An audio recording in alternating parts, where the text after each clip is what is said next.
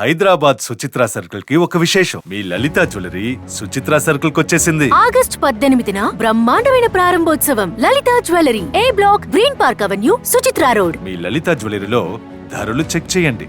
డబ్బులు చాలా చాలా ఆదా చేస్తారు. డబ్బులు ఎవరికి ఊరికే రావు.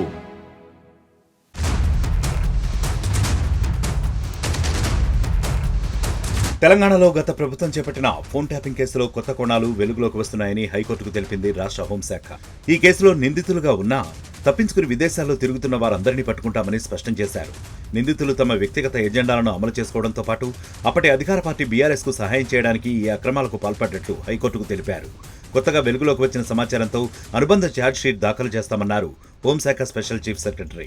రాజకీయ ప్రత్యర్థులు, ప్రైవేట్ వ్యక్తులతో పాటు న్యాయమూర్తుల ఫోన్లను సైతం ట్యాపింగ్ చేశారంటూ వార్తలు రావడంతో ఈ అంశంపై హైకోర్టు సుమోటోగా విచారణ జరుపుతోంది. ఫోన్ ట్యాపింగ్ పై హైకోర్టు ద్విసభ్య ధర్మాసనం నిన్న మరోసారి విచారణ చేపట్టింది.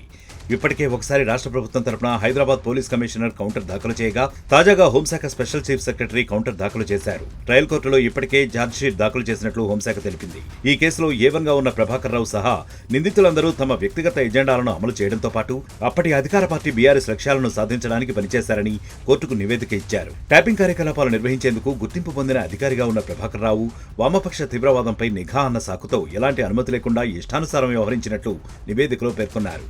A1 ప్రభాకర్ రావు, A6 శ్రవణ్ కుమార్ రావులను పట్టుకునేందుకు చర్యలు తీసుకుంటున్నట్లు స్పష్టం చేశారు. మరోవైపు ఈ కేసులో కేంద్ర హోంశాఖ కూడా కౌంటర్ దాఖలు చేసింది. ఫోన్ ట్యాపింగ్ చేయడానికి కేంద్రం అనుమతి అవసరం లేదంటూ హైకోర్టుకు తెలిపింది.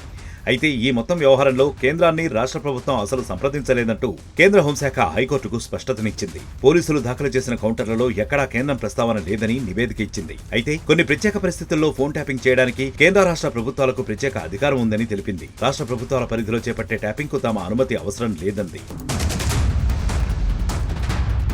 కేంద్రం తరపున అదనపు సోలిసిటర్ జనరల్ దాఖలు చేసిన కౌంటర్లో నిబంధనలపై స్పష్టత ఇచ్చారు. ఏ పరిస్థితుల్లో ఫోన్ ట్యాపింగ్ చేయవచ్చో టెలిగ్రాఫిక్ నిబంధనల్లో స్పష్టంగా ఉంది. ఆ ప్రకారం కేంద్ర రాష్ట్ర ప్రభుత్వాలకు ప్రత్యేక అధికారాలు ఉంటాయి. ట్యాపింగ్ కు అనుమతిస్తూ కేంద్ర రాష్ట్ర ప్రభుత్వాల హోం కార్యదర్శులు ఆదేశాలు జారీ చేయవచ్చు. రెండింటికి వేరుగా రివ్యూ కమిటీలు ఉంటాయి. అయితే ట్యాపింగ్ ఎందుకు చేయాల్సి వచ్చిందన్న దానిపై కారణాలు నమోదు చేయాల్సి ఉంటుంది. వాటిని రివ్యూ కమిటీ సమీక్షించి ధృవీకరించాల్సి ఉంటుంది. ఆ ఆదేశాలు 60 రోజుల వరకు అమల్లో ఉంటాయి. మళ్లీ పొడిగించుకోవచ్చు.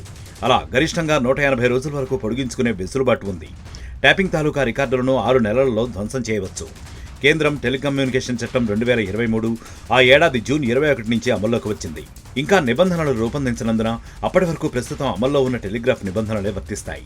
కొత్త చట్టం ప్రకారం అనుమతి లేకుండా చట్టవిరుద్ధంగా ట్యాపింగ్కు పాల్పడితే 3 ఏళ్ల వరకు జైలు శిక్ష, లేదంటే 2 కోట్ల రూపాయల వరకు జరిమానా లేదా రెండూ కలిపి విధించవచ్చని కేంద్రం సమర్పించిన కౌంటర్లో ప్రస్తావించారు. కేంద్ర రాష్ట్ర ప్రభుత్వాలు కౌంటర్లు దాఖలు చేయడంతో ఈ కేసులో విచారణను 3 వారాలకు వాయిదా వేసింది హైకోర్టు. మరిన్ని వీడియోస్ కోసం ఛానల్ ని సబ్స్క్రైబ్ చేయండి. లేటెస్ట్ అప్డేట్స్ కోసం వాట్సాప్ ఛానల్ ని ఫాలో చేయండి. అండ్ లింక్ డిస్క్రిప్షన్ లో ఉంది.